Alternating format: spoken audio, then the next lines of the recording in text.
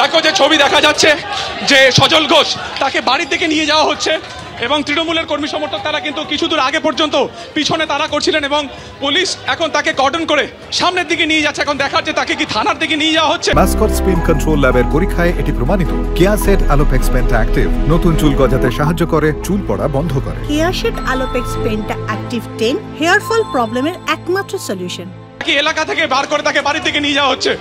আমরা কিছুক্ষণ আগে দেখেছিলাম তিনি বাড়ি থেকে বেরিয়ে বন্ধের সমর্থনে দোকানপাট বন্ধ করার চেষ্টা করছিলেন। তিনি হাত জোর করে বলছিলেন যাতে দোকানপাট আজকে বন্ধ করা হয়, কিন্তু তারপরেই যেটা দেখা যায় যে তৃণমূল কর্মী সমর্থকদের সাথে তার গন্ডগোল। পুলিশ তাকে নিয়ে যাচ্ছে। নির্লজ্জ।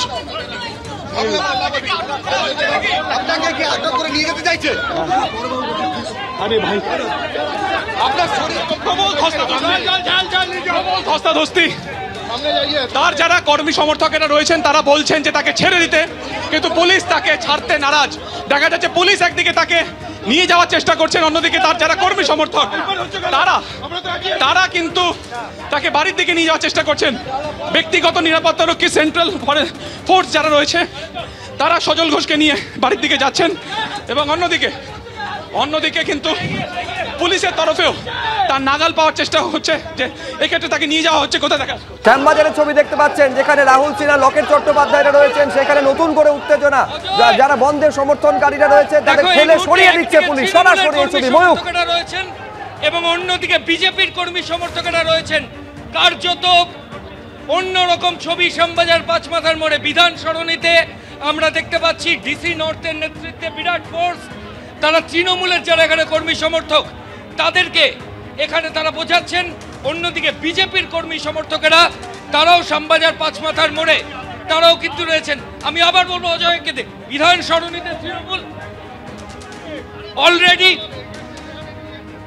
অলরেডি যারা তৃণমূলের তরফ থেকে এসেছেন। ভাই আপনাদের কি জোর করে দোকানপাট বন্ধ করা যাবে না, জোর করে দোকানপাট বন্ধ করা যাবে না, বাংলাকে অশান্ত করা যাবে না।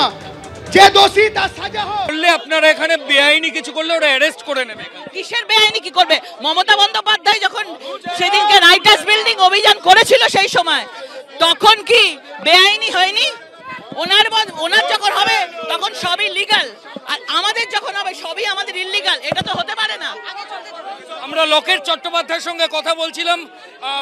বিজেপি নেতা তমগ্ন ঘোষ রয়েছে। আপনারা আজকে শ্যামবাজারে আপনারা কর্মসূচি বাংলা বন্ধ সফল করতে হবে।